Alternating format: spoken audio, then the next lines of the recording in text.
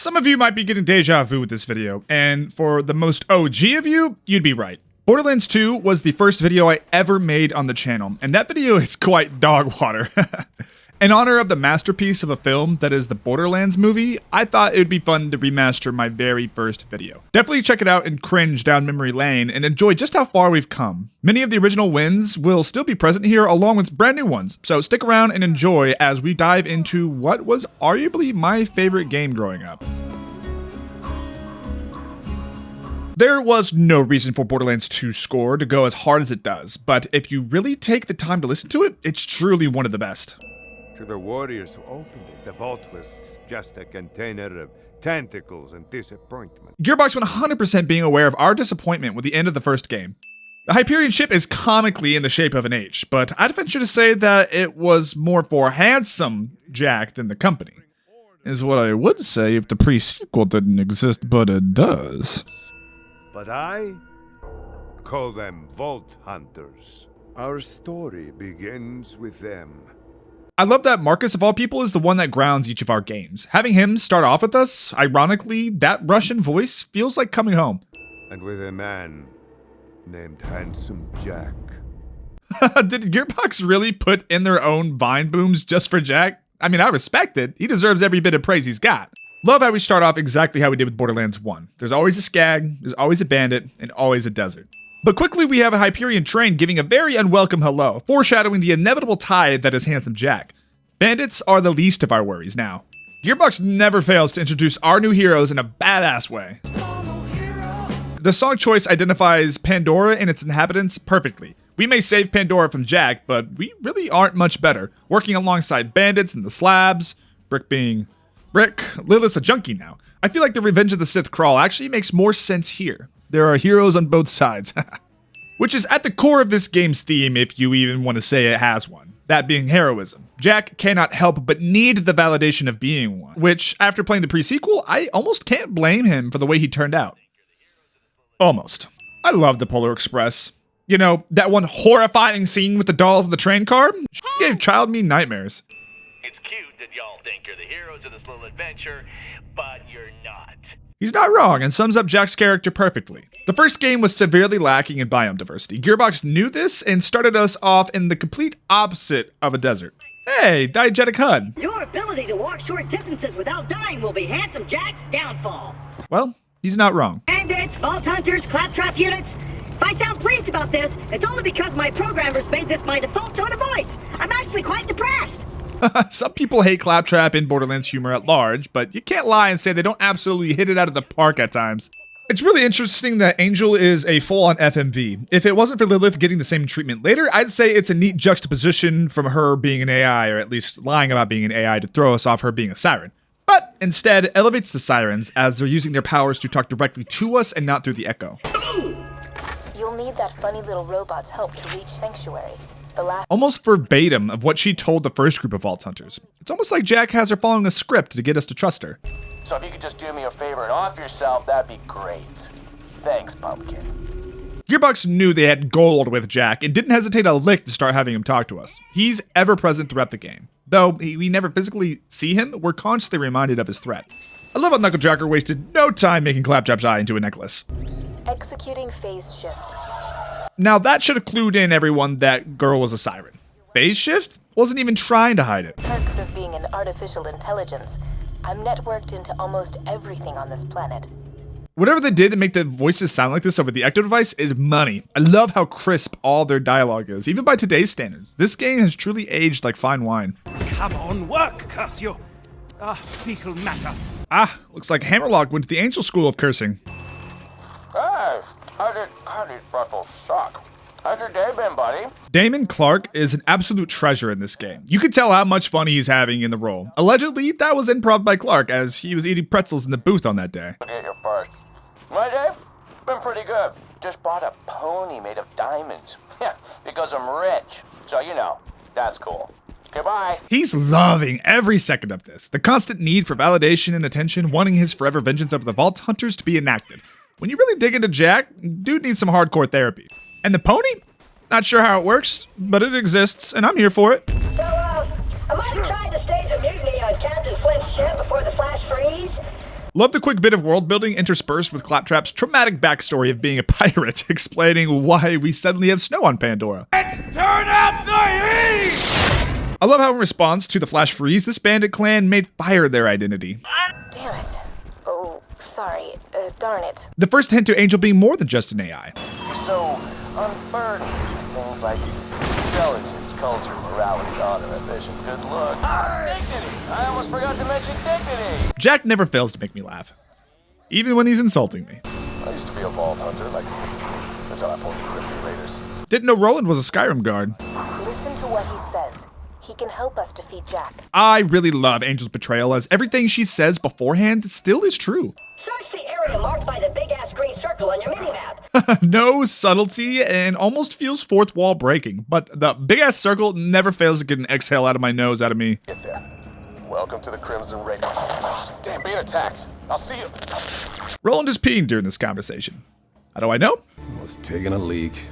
One of them knocked me out. He's our straight man in all this chaos, and even he has the silly things happen to him. Long time torturing you bandits scum to death. And I'll enjoy it even more because... I shouldn't say anymore. He's so excited about the surprise that Angel is working for him, but this line takes on greater meaning after the pre-sequel, as it's the revenge that he's getting off on. Now, if you're here to kill me, you should probably know.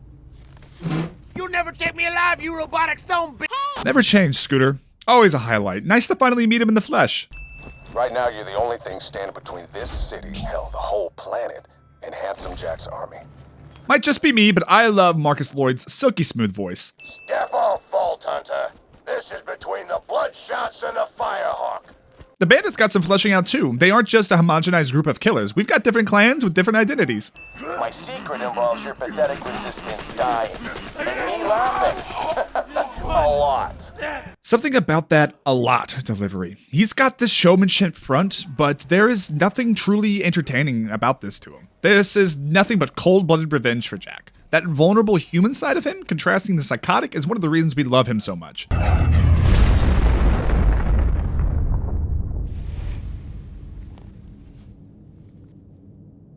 Sup? Even though we knew who the Firehawk was, that doesn't diminish how badass this intro is. Actually reviving Lilith makes her feel like she's more a part of this world.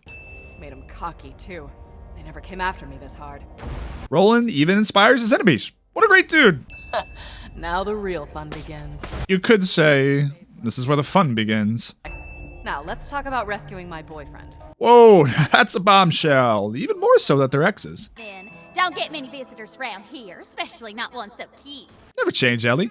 As that reminds me, not only is all of the returning cast greatly elevated, chief among them are ex-Vault Hunters, but all the new characters as well are just as memorable and entertaining. You got the parts? Great! Just bring them back and we'll get you rolling. Runs in the family. Gearbox does nothing but improve upon the first game. Everyone wanted to have the whole party in one vehicle, and they delivered. Make sure nothing happens to Roland. Still caring for your ex that you still kind of went back. This'll just take a second. Not only is his voice silky smooth, he's also a badass. Would you consider this subtle foreshadowing? I sure as hell didn't notice on my first few runs. The "you die" on the wall, that is. So you can actually fail to save Roland from this constructor, and the warden will take him all the way to the friendship gulag out in the dust. Bet some of you didn't know that. Handsome Jack is gonna kill us all unless you can stop him. He means hi. That's his way of saying hi. Roland's the man with the plan, so to speak, but maybe not the life of the party. You fought off the Rippers and the Bloodshots. Saved my ass and Lilith's. One way to make us and our new Vault Hunters feel badass is make us more badass than the previous badasses we played as. Hey, Mordecai's back. Also, really dig how we slowly assemble our team of Avengers. At the time, bringing back all the OGs wasn't something I was expecting for some reason. So loud, so angry, so dead. Callback, quoting himself with a slight variation.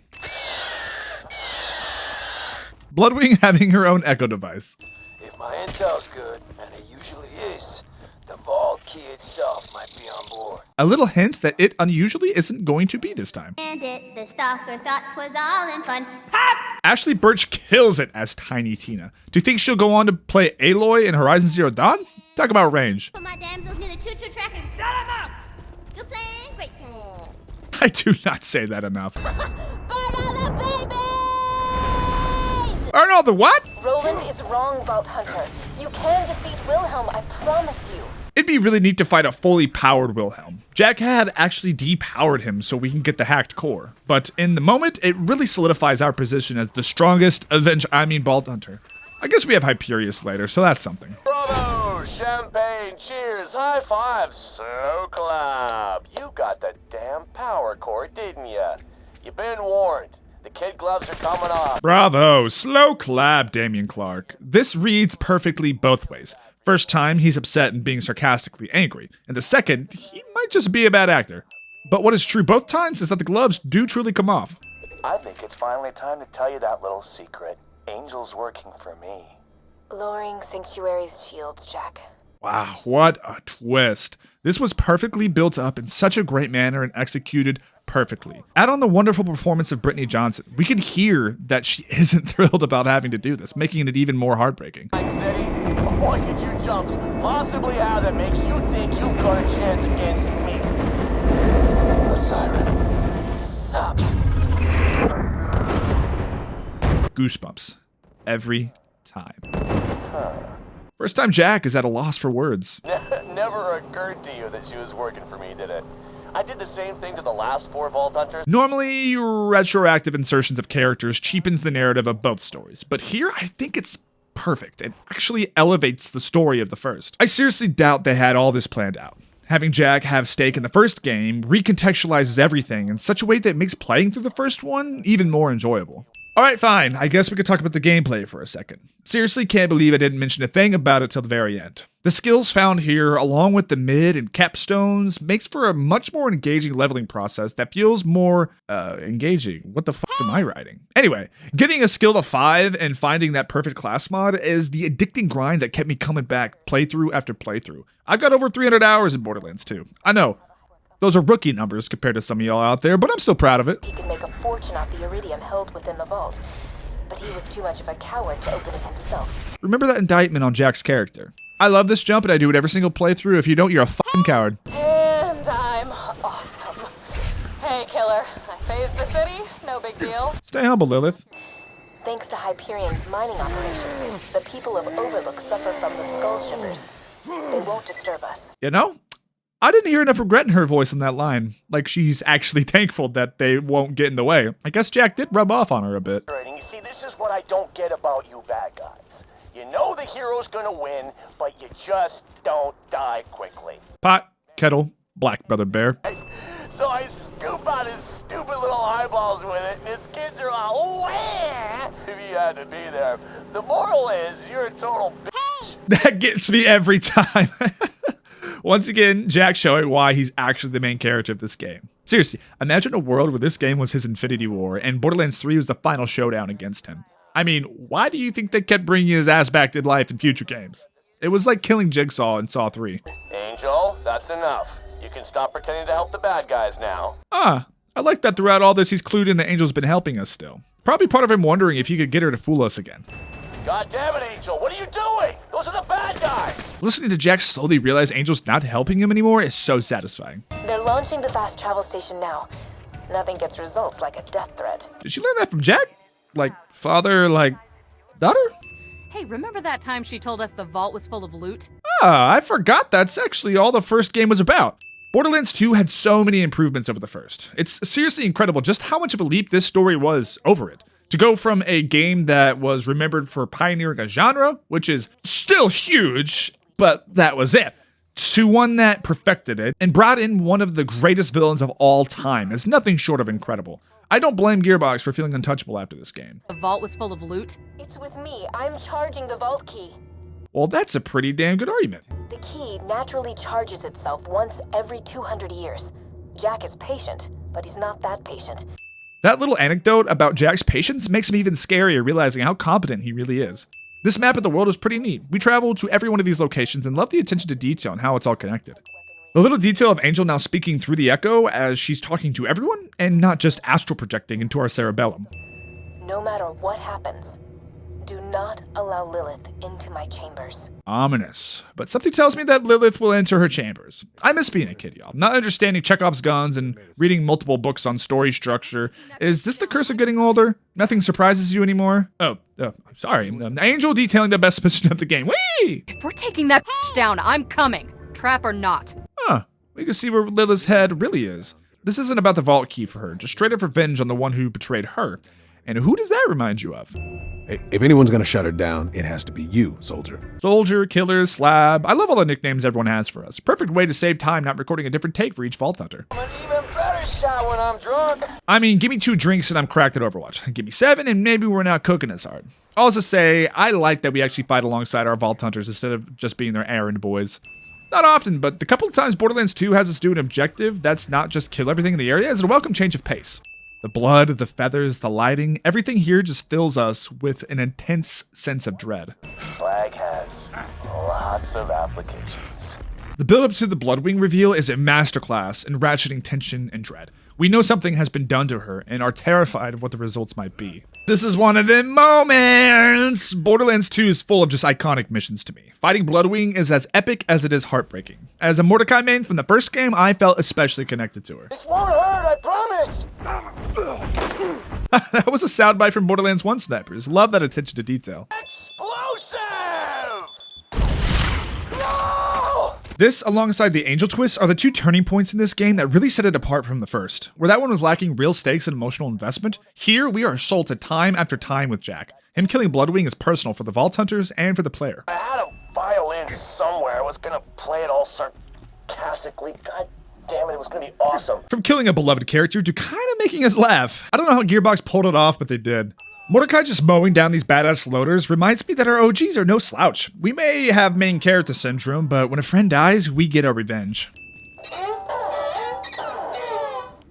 Alright, you know what? Screw you. It would have been hilarious if I found it earlier. Shut up! Pretty much everything Jack echoes in is a win, so let's just throw on 10 right quick. And Bloodwing just flew around and around in circles, not attacking anybody. Killed all those bandits in a half second. Yeah, he wanted Mordecai to see him do it. Turning what was a bug from the first game where you had to see the bandit for blood to attack it into the most bittersweet thing that accidentally twists the knife more. Awesome! I should have seen it coming, but was shook when he ripped the mask off and it was Brick. Having the whole crew back is badass. My slabs will probably still try to kill you because they're freaking idiots. Psycho continuity. Can get. Even from a bloodthirsty psychopath? Who called you that? Jack? No. You did. 3 years ago. I love that the slab of meat Brick is actually a softie at heart. Alright, it's a cliche, but I still enjoy it. Good to be back. And kiss each other.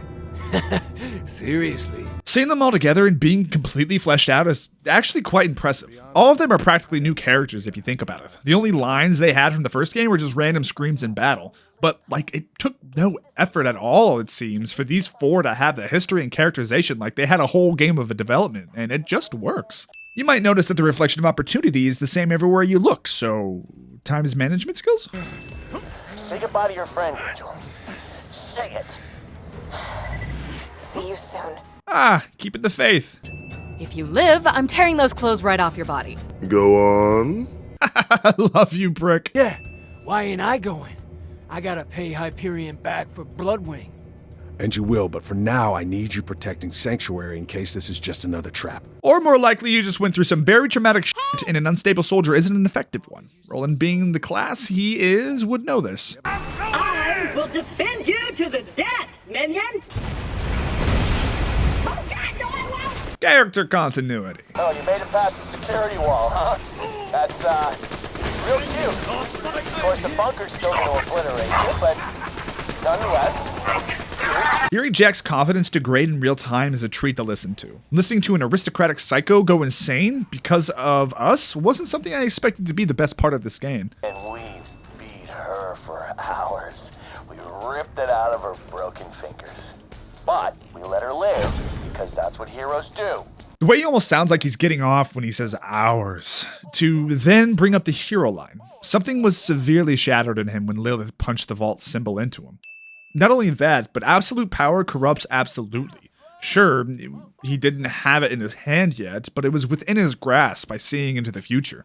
I'll hold off talking about the end of the pre-sequel until we get to that game, because shocker, I actually really love the pre-sequel. Now do me a favor and die. Jack over the course of the game has slowly taken us more and more seriously, and here it all comes to a head. Damon Clark will never get as menacing as he is with that delivery right here. And the bunker is just a great boss fight to end this gauntlet. The unsettling voice it has, the journey up the mountain, Jack designing it himself, and then when we finally take it down, we're treated to our first loot explosion of the game. Such a perfect end to Act 2, and the mission I always look forward to on repeat playthroughs. Biosignature confirmed. Hello, sexy. To no surprise to anyone, this is how Jack's door greets him to meet his tortured daughter. The password is, I love you. And then we get this. We don't yet know Angel is his daughter, so it raises questions. But after just shows how messed up Jack was after the events of the pre-sequel, loving Angel in his own fucked up way. You must destroy. Some might have figured it out by now, but either way, when the camera pulls back to see Angel with her wings unfurled is one of them moments! Such a great reveal. Stop it, you piece of... Language? Cap would be proud. And in answer to her censorship, I believe Jack truly believes he's doing what is best for Angel, overcorrecting for his own faults and experiences, creating an environment for Angel that is safe and using her to wake the warrior not only to get revenge, but to cleanse Pandora of all that's evil, thus protecting her. But it's also a punishment disguised as protection for what she did to her mother. Okay. Are you hearing me? Please don't kill my baby girl. Jack pleading for Angel's life is such a conflicting moment. It really makes us question, is he genuine? Is he trying to manipulate us? Are we even doing the right thing? Is there another way? Dad, I have to tell you something. You're an asshole.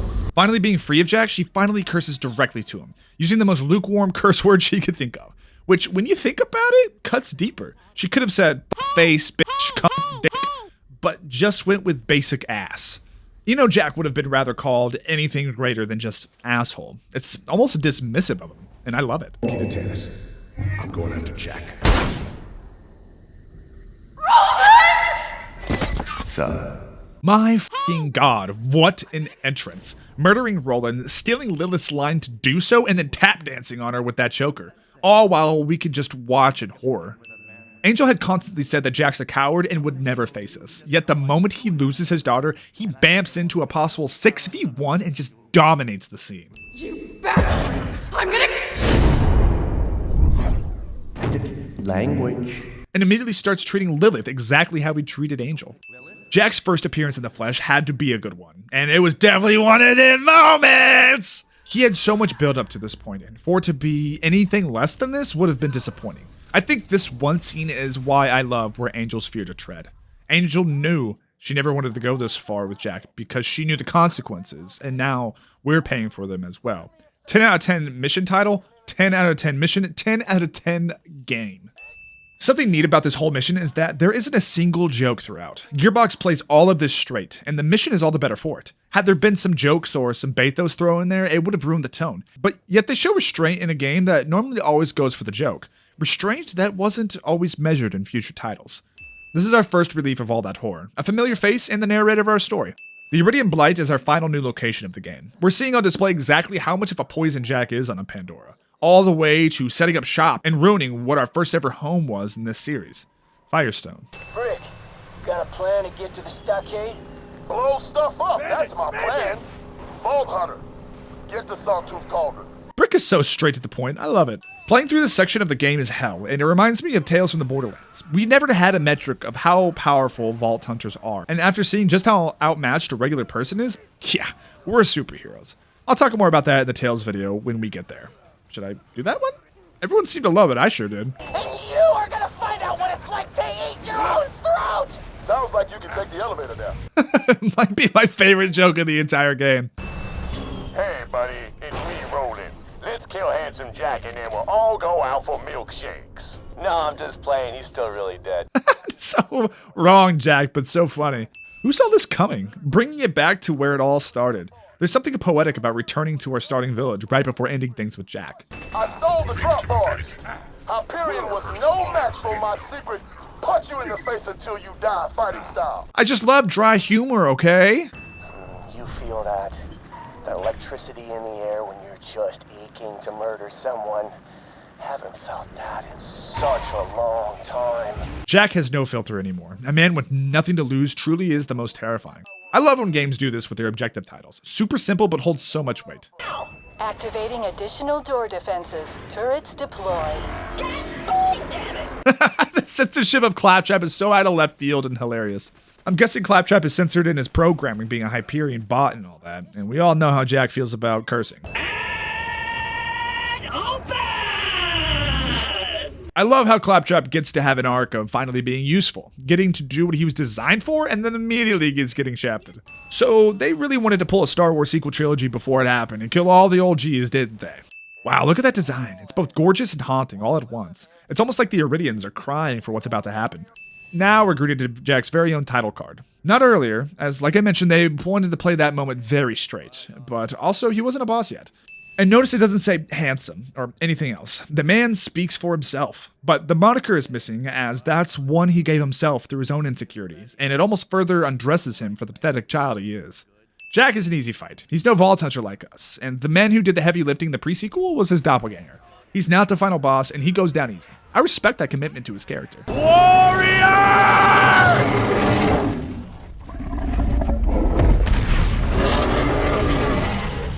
Gosh, it's kind of scary that the spicy dog quiets down to listen to Jack's command. Kill. Oh gosh, the lava's rising? How am I supposed to focus on the warrior and— Lava's rising! Get to high ground! Oh, thanks, Lilith. This final fight is much more satisfying than the one from, well, 1. It's much more dynamic in its gameplay and 100% flashier, plus the narrative weight of it all. You are a bandit, and I am the goddamn hero! In the end, Jack is uncompromising in his character. Though now, it almost sounds like he's trying to convince himself of this fact. His scarred face left so many questions at the time, and I love that we got answers to what happened to him. And learning that he was hideous under the masks makes his name so much better. Mordecai and Brick are alive. What a way to end it. Truly had no idea which direction they were going to take this. More vaults in pursuit of treasure and fame? Become arbiters of the vault? Protectors? Who knew? Then we got Twitch streamers, which I actually can't judge as I haven't played 3 yet. Thinking of a cover on that one soon. No rest for the wicked. Call back to the first game. Back in 2012, who saw this game being one of the greatest hits of the last generation? Borderlands was good and had a following, but it was this game that made Borderlands a household name for Gearbox. There are a lot of games that you ask yourself, was this worthy of being a sequel?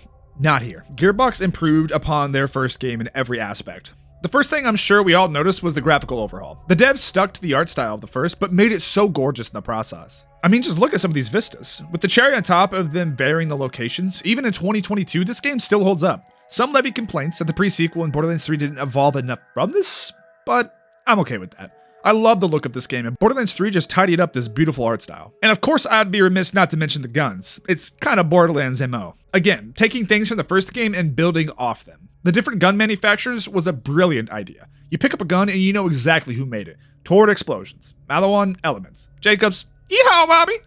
Then you throw on legendary Seraph and pearlescent weapons on top of these manufacturers, and we've got ourselves iconic weapons.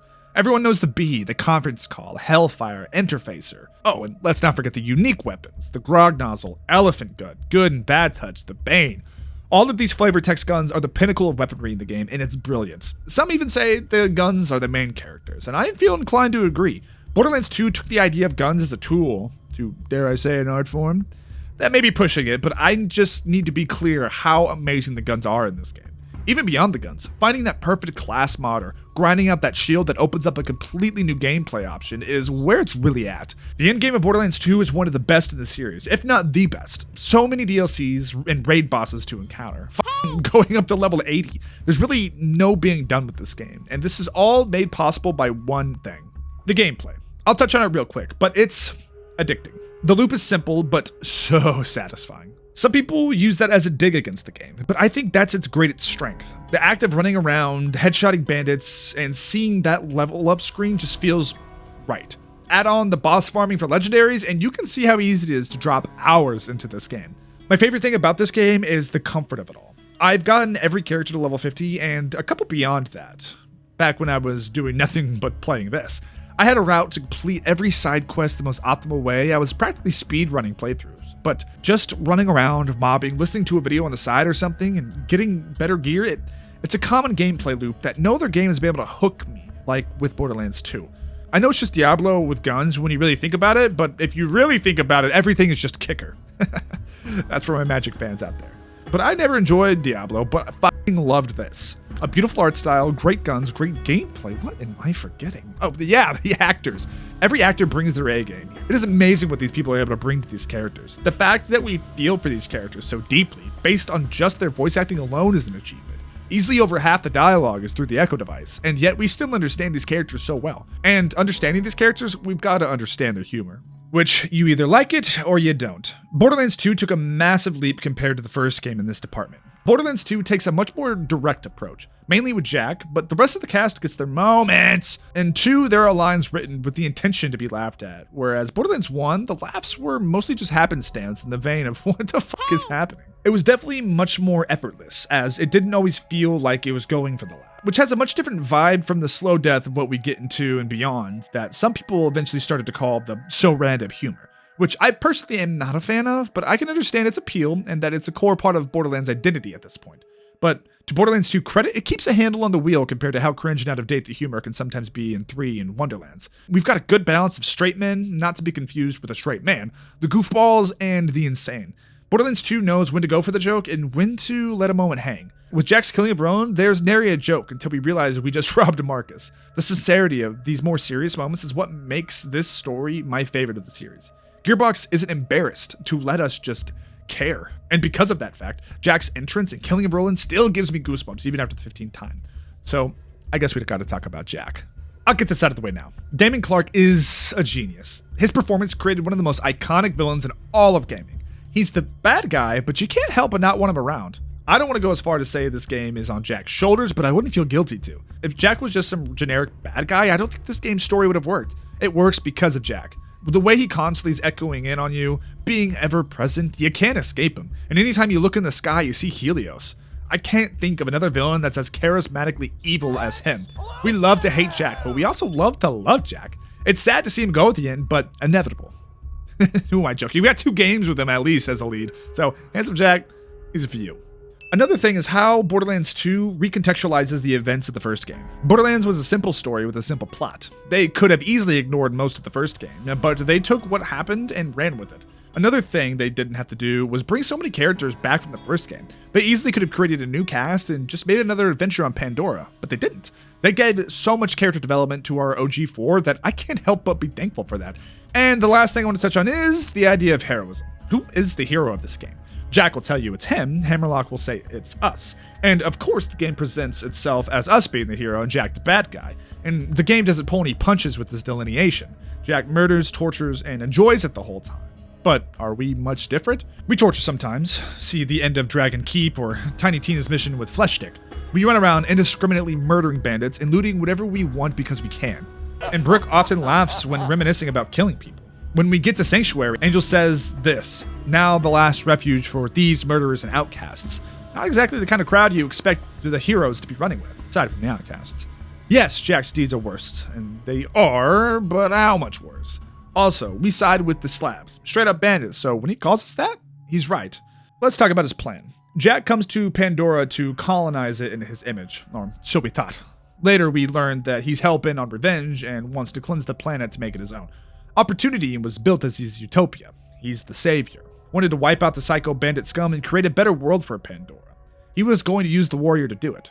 Now our plan: kill Jack, take control of the warrior, and wipe Hyperion off the map.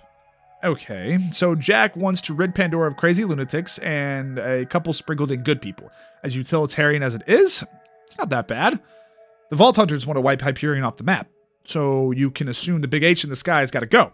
And on that ship are normal employees just trying to make their way in the universe. There are good people up there, as Tales of the Borderlands shows us. I'm sure there are more good people there than on Pandora. Jack wanted to make Pandora a better place, and if we were presented this scenario in real life, I feel like most people would side with Jack. In all reality, yes, he's wrong, as the ends don't justify the means, and the product of his cleansing of Pandora would be the city of opportunity everywhere. That's not a world anyone wants to live in. But Borderlands 2 still subtly poses the question on who is the hero, and more importantly, what makes one. This theme is explored more in the pre-sequel, which I would love to cover if there is demand for it, along with all the other Borderlands games, as I truly believe they are all pretty good, each in their own way. If you enjoyed this video and watched this far, I implore you, go check out the original video. It is shocking just how different things are now, and I love looking back on it every now and then, just to see the progression of the channel. I'll never remove it for that fact alone. The second video, Dishonored, is really when I figured out how to do things. Anyway, everybody, drive the speed limit, drink some water, and love one another. Pizza. You can click on the left now and see that original Borderlands 2 video, or click on the right video and get that juicy YouTube algorithm.